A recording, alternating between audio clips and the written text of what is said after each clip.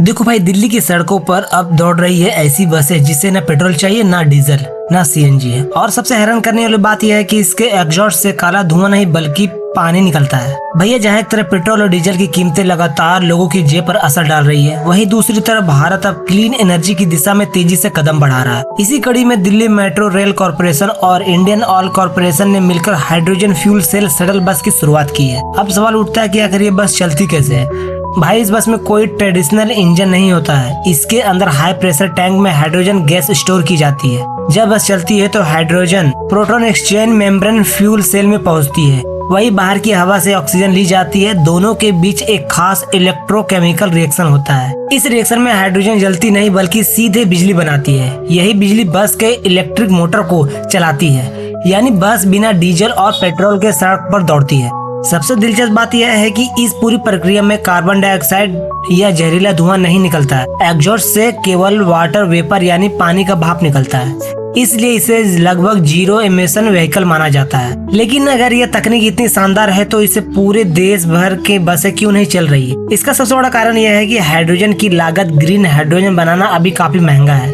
इसके अलावा हाइड्रोजन को स्टोर करने के लिए high pressure tank, specific pipeline और अलग रिफ्यूलिंग स्टेशन की जरूरत पड़ती है।